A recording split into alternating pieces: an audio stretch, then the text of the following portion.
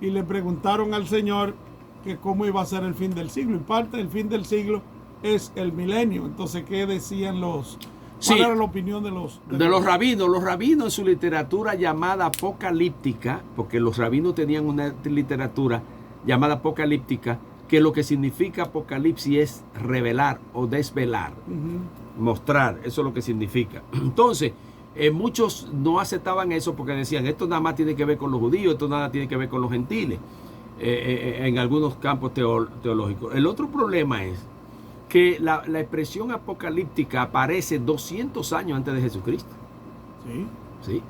O sea que cuando nosotros leemos la Biblia, el Antiguo Testamento, y vemos el caso de Moisés, el caso del Antiguo Testamento, el Pentateuco, los libros históricos, los libros poéticos, ninguno te habla de Apocalipsis. Ok, vamos al punto entonces del periodo intertestamentario, que justamente el pueblo de Israel estaba pasando con los Ptolomeos y toda esa gente que pasaron por ahí durante el periodo intertestamentario. Estaban pasando por una crisis bien fuerte y ellos esperaban una manifestación en cualquier momento del Mesías que viniera a librarlo.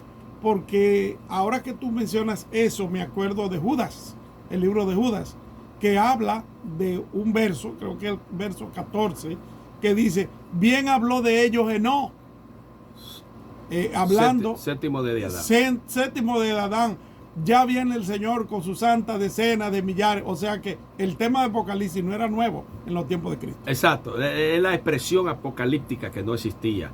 Eso no se hablaba. Y en el periodo intertestamentario, acuérdate que los macabeos que empezaron a luchar, los martilladores, encontramos a Judas Macabeo y a los otros que lucharon y vencieron. Y la batalla duró, ¿tú sabes cuánto? 3 días y medio. ¡Wow! Sin parar. Sí, por esa razón es que se toma la idea apocalíptica y profética de 3 años y medio. Ay, esa yo no la sabía. Sí, eso viene de ahí. Ah. Entonces, por eso mucha gente no le daba un carácter a esto gentil o universal, sino le daban un carácter judaico. Okay. Ese carácter judaico porque decían, no, esto procede solamente de los judíos. El segundo lugar para rechazar esta época apocalíptica es que se encuentra en un solo pasaje, en Apocalipsis capítulo 20 de la Biblia. Entonces algunos dicen, pero ¿por qué está en un solo pasaje? Y no hay una confirmación en más pasajes, como sucede que para uno poder certificar que una cosa es bíblica. Pero no podía venir a los otros pasajes porque este acontecimiento que está hablando de todo apocalíptico lo escribe Juan en el proceso en que Juan ya está al final. El último libro. El último libro, precisamente. Entonces el último libro es para sellar las profecías como encontramos en el libro de Daniel. Yes. ¿Me entiendes? Y poner fin ¿a qué? Al pecado en este proceso. Pero hay otras indicaciones de tal periodo en el Antiguo Testamento, por ejemplo, y resto del Nuevo Testamento, el concepto de un reinado de Dios estableciendo lo que tú acabas de hablar en la tierra para dar cumplimiento a aquello que Dios habló y que Dios viene hablando acerca de un reinado justo, honesto. Entonces tiene que ver que no se ha cumplido. No. Todos los príncipes, todos los reyes. Y acuérdate que cuando vino Jesús, la pregunta que hicieron los discípulos fue, ¿restaurará el reino en este tiempo? Entonces dice, entonces los que se habían reunido le preguntaron diciendo, Señor, ¿restaurará el reino de Israel en este tiempo? Y él le dijo, no toca a vosotros saber los tiempos y las sazones que el Padre puso en su sola potestad. Pero recibiréis poder cuando haya venido sobre vosotros el Espíritu Santo y me seréis testigos en Jerusalén, en toda Judea, en Samaria y hasta en lo último de la tierra. Estos muchachos estaban con la curiosidad de saber el fin del mundo y Jesucristo tiene en su agenda presentarle la venida del Espíritu Santo, o sea, la manifestación del Espíritu Santo que sucedió en el capítulo 2 del libro de los Hechos. Pero ellos estaban enfocados en que, como nosotros, yo soy curioso y cuando yo me convertí, lo primero que leí fue el libro de Apocalipsis. Yo quiero saber cuándo se va a acabar el mundo. Exacto, pero entonces fíjate, los discípulos tenían esa cuestión. Hay muchos cuestionamientos que se hacían en todo lo que era el reino de Dios y la temporada y lo que había pasado, lo que ha de pasar y lo que va a pasar y la administración de los santos y todo ese tipo de cosas que se presentan en Apocalipsis y que los creyentes posteriormente a los escritos de Apocalipsis, quieren saber y la gente está curiosa cuándo será, en qué momento aparecerá. Entonces surgen 3 escuelas. Yeah. Y en este proceso surgen 3 escuelas. La escuela premilenarista, que es la escuela donde identifica que el rapto de la iglesia sucede, ¿me entiendes?, antes del milenio. Sí.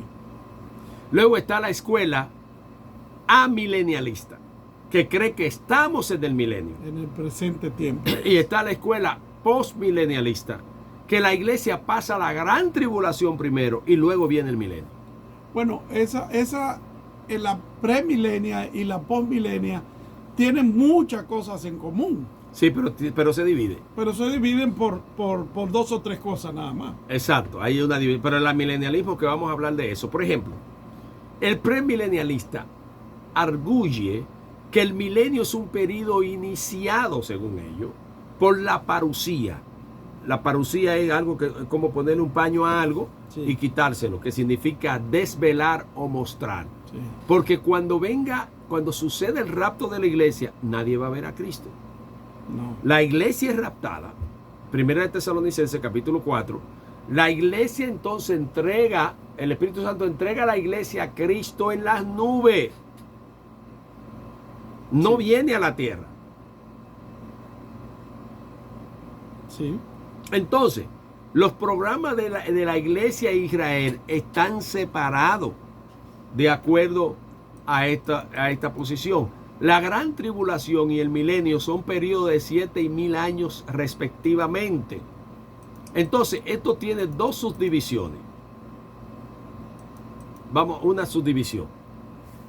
La posición pretribulacionista premilenialista dice: la iglesia será raptada antes de la gran tribulación.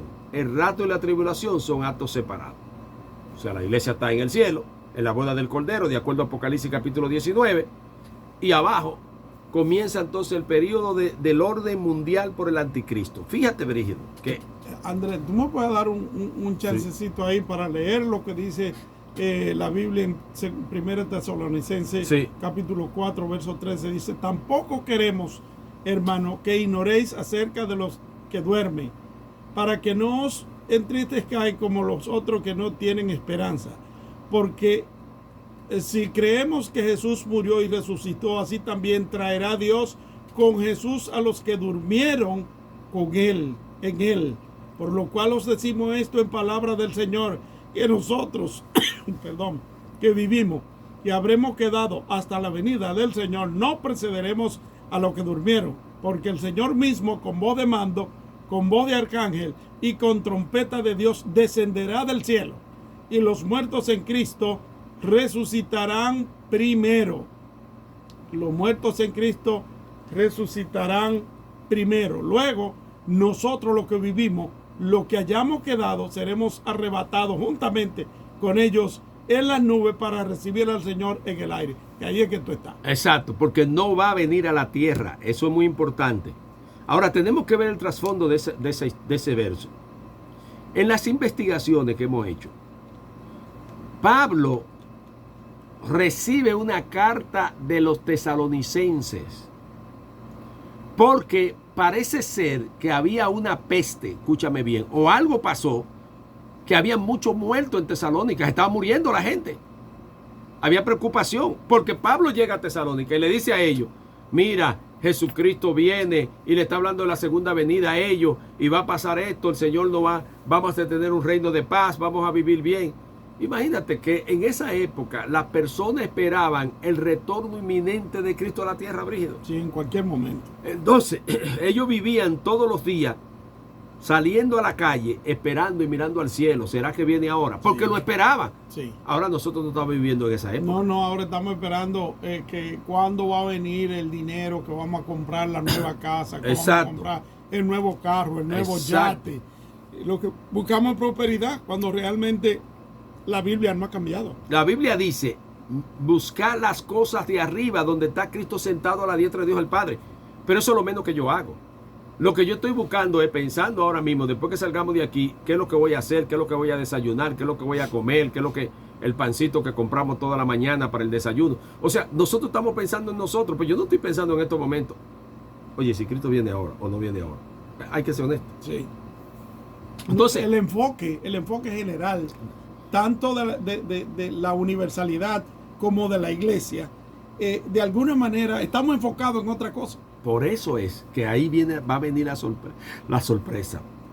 Porque cuando Cristo pregunta, cuando el Hijo del Hombre venga, hallará fe en la tierra. Hallará fe en la tierra. Porque sabía que todos nosotros íbamos a estar preocupados en otras cosas y menos en los planes de Él. Menos en los planes de Él. Eso viene siendo como un tiempo de enfriamiento por el cual la iglesia ha pasado. Porque a pesar de que nosotros conocemos que hay muchos cristianos en diferentes partes del mundo y que se está predicando el evangelio, pero la iglesia al mismo tiempo ha pasado como una especie de enfriamiento, porque habían cosas como de las que teníamos que continuar hablando continuamente, y como que nos hemos separado y nos hemos enfocado en más material. En más material que lo espiritual. Y hemos enfocado en materialismo. Es general. Es general. Ahí nadie se escapa. Es general. Ahora fíjate, en marco a eso, si tú analizas, volvemos a la historia de por qué Pablo escribe eso.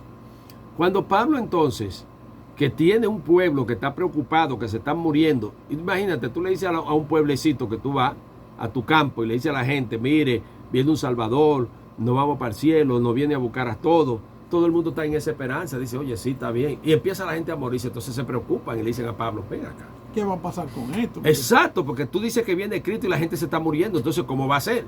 Y le escriben a Pablo. Y ahí es que viene la respuesta de Pablo. Ahí es que Pablo escribe entonces esta carta a los tesalonicenses dándole esperanza. Respondiendo exacto a la carta que ellos le hicieron a él en la pregunta y el cuestionamiento. Porque la tendencia de la gente que lee la Biblia generalmente es de pensar que estas cartas o estos versos que se leen así, que el apóstol o el profeta se sentó a pensar que iba a pasar. No, se escribía porque había una situación actual general que necesitaba respuesta y esperanza. Exactamente, y que sirve para todos los tiempos. Exactamente. Que pasan 1000 años, 200 años y vuelve y se repite y sirve para todos los tiempos. Porque tiene un perfil profético lo que están utilizando, o sea, es una ilustración de lo que está pasando ahora, pero que tiene un perfil profético a algo que va a acontecer en el futuro. Porque en el libro Apocalipsis, ¿qué dice? Cuando el ángel le apareció a Juan, le dice, para que escriba las cosas que son, la que fueron, la que son y las que han de venir. O sea, exacto, los tres tiempos. Los tres tiempos. Y los hombres de Dios, los profetas de Dios, siempre han tenido eso, de que a veces escriben en tiempo que pasó, en tiempo presente y en tiempo futuro. Lo que pasó se usa como una cita para darle fuerza a su argumento. En el presente, para responder una necesidad presente, y en el futuro, para dar una esperanza a aquellos que se sienten sin esperanza y la generación futura. Muy bien, muy bien presentado, doctor Brígido, eso ahí, porque en este caso, ya Pablo le está dando el consejo, pero en el consejo está revelando el Espíritu cosas. Exacto. Oiga cómo es. Ahora nosotros a una respuesta que Pablo da, que nada quizá Pablo estaba pensando que tú y yo íbamos a hablar Él no iba a pensar que estábamos hablando en Radio Impacto de eso 2000 años después. No, de esa revelación. Era una necesidad. Que él responde. Entonces a esa respuesta, ahí entonces viene entonces el quid del asunto. Donde los muertos en Cristo van a resucitar primero, luego nosotros los que vivimos seremos arrebatados. Pero consta que Pablo nunca dice que Cristo viene a la tierra. ¿A dónde que recibimos a Cristo? Recibiremos a Cristo en el aire. En las nubes. Ahora bien, si recibimos a Cristo en el aire, Cristo no pone pie sobre la tierra. En Apocalipsis capítulo 19 que aparece Cristo que viene de regreso a la tierra, y ahí es que viene a la tierra. Que a eso es que se le llama segunda venida. El rapto de la iglesia no es una venida de Jesucristo, es rapto de la iglesia. Yo lo presento de otra manera y me corrige porque estamos para aprender. Cuando se me ha hablado, hace mucho tiempo que no hablo de esto, mucho tiempo. Me he dedicado a enseñar teología, historia, una serie de cosas. Pero cuando se me ha preguntado sobre este punto, yo siempre he dicho que la venida de Cristo está dividida en dos partes. Primero, la primera parte, la iglesia va a recibirlo en el aire y se va a la boda del Cordero. Y entonces lo que nosotros hablamos como la segunda venida visible, cuando ya Él viene y pone sus pies aquí en la tierra. Entonces yo considero yo que es parte de un mismo evento, porque es una fiesta de 7 años. Y terminando eso, vamos para abajo ahora. Sí. Es una presentación que yo hago. Sí, el problema de esa presentación se Vamos cae. a ver si vale o no vale. No vale. No vale porque entonces cuando la Biblia dice y presenta la segunda venida de Jesús, sí, es segunda, no 3. Y cuando uno se para... No, porque yo no estoy diciendo que son 3. Claro, pero cuando tú lo pones en un evento, que es el mismo evento... Un evento prolongado. Exacto, pero indirectamente tú estás diciendo que está viniendo 2 veces, porque viene primero en el primer evento prolongado y después el segundo evento. No, lo que hay que decir, lo que dice correctamente, la iglesia será levantada y recibirá a Cristo en la nube y Él no viene a la tierra y se acabó. Okay. Entonces usar la segunda venida como presenta la Biblia, que es la parusía, y ahí viene esa manifestación. Por eso es que la iglesia es raptada. La iglesia será levantada. Los muertos en Cristo resucitarán primero. Luego nosotros los que vivimos seremos arrebatados juntamente con ellos, que luego Pablo lo confirma en 1 Corintios. Cuando dice, porque la trompeta se tocará. Y al tocar la trompeta, entonces hace la misma presentación. Ahora, Andrés, nosotros somos miembros de una iglesia histórica. Y en las iglesias históricas generalmente tenemos confesiones. Sí. Y en la confesión, por ejemplo, belga de fe, la galicana, no habla de rapto de la iglesia. Tampoco el catecismo de Heidelberg se habla de esto. Ni tampoco en ninguna de las confesiones de más de 200 años hablan de rapto de la iglesia. Déjame explicarte qué pasó. Es muy importante esa pregunta. Cuando comienza la situación de la presentación, mira lo precioso que es la historia. Lo primero que pasa es que la iglesia tiene persecución por causa de su fe con los judíos, no es con los romanos. No, es los judíos. Es los judíos. Los romanos más bien estaban asustados porque ellos no entendían el drama que se estaba viviendo y finalmente el imperio se convirtió en cristiano. Pero antes de eso tenemos que ver esta historia cómo viene. En el año 35 empiezan a salir los cristianos judíos fuera de Israel porque son perseguidos por los judaizantes. Ok, los cristianos judíos. Exacto. Okay. Por los judaizantes. Como dice el libro de Gálatas. Bueno, cuando ellos se van, muchos llegan a Turquía, otros siguen a Galacia, en todo Turquía. ¿Se armó la persecución? Se armó la persecución y otros llegaron hasta el fin, que era Roma. Ahora bien, viene este emperador. El emperador Claudio, aproximadamente en el año 54, expulsa a los judíos de acuerdo al libro de Hechos capítulo 18. Si tú tienes la Biblia ahí para que me lea Hechos 18 del 1 en adelante. Hechos 18. Porque mira este poder histórico, lo interesante que es. Claudio saca a los judíos y a los cristianos porque se hacían motines discutiendo. Los judíos que salieron de Israel, que eran judaizantes, que están en Roma, y los judíos cristianos están en Roma. Oye, pero los judíos que están en Roma, judaizantes, no pueden perseguir a los judíos cristianos porque ellos no están en Israel. Están en Roma. Entonces se armaba la pelotera fuera del territorio. Fuera del territorio. Entonces léeme ese verso para que los ¿Cuál hermanos... verso? Es desde el 1. Escuchen por favor. Después de estas cosas, Pablo salió de Atenas y fue a Corinto. Y halló a un judío llamado Aquila, natural, 18, ¿verdad? Sí. Natural de Ponto, recién venido de Italia con Priscila, su mujer. Por cuanto Claudio había mandado que todos los judíos saliesen de Roma, fue a ellos y como era del mismo oficio, se quedó con ellos y trabajaban juntos, pues el oficio que de ellos era hacer tiendas. Déjalo ahí. Yo lo que quería era enfocar lo que dice al 3. Lo que dice la Biblia de Claudio. Amén. Que era el emperador. Entonces, Agripina.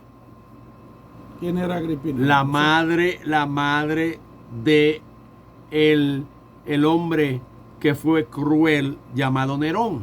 A la mamá de Nerón. Que era la quinta esposa de Claudio, la número 5. Ok. Envenena a Claudio para que su hijastro, que Nerón no era hijo legítimo, pero Claudio lo adoptó por causa de su esposa. Cuando lo envenena, Nerón queda entonces como el emperador. Nerón es el primer emperador que declara persecución contra el cristianismo. Pero recuerda que cuando se habla del cristianismo, que nosotros como cristianos damos la historia del cristianismo, también está haciendo esto en base al judío, porque decía que Jesucristo venía de los judíos. Por lo tanto, el judío, judaizante y cristiano eran lo mismo. Para él era lo mismo todo. Sí. Entonces, cuando él hace, Claudio, esa deportación fue de Dios. Para salvar al pueblo. Para salvar a esa multitud de gente cuando viene Nerón con esa maldad para matar y perseguir a los cristianos, porque Nerón era bisexual y tenía un amante que se convirtió al cristianismo y aborreció el evangelio porque ese amante ya no era homosexual, porque la homosexualidad es pecado. Es pecado ante Dios el que practica homosexualidad o lesbianismo, no importa lo que los políticos digan. Eso es pecado ante Dios. Ante la sociedad eso no es nada. Pero ante la presencia de Dios es pecado. Por eso es que la iglesia tiene que disciplinar la práctica inmoral, adulterio, fornicación, pedofilia, robo, engaño, mentira, homosexualidad, lesbianismo. Por eso. Entonces, Nerón, lleno de ira, su amante que era cristiano, y el amante le dijo, se hizo cristiano. Le dijo, mira, yo te voy a decir algo, Nerón, ya yo no puedo acostarme contigo. ¿Cómo va a ser? No, yo soy cristiano. Y le predicó acerca de Cristo. Nerón se llenó en ira.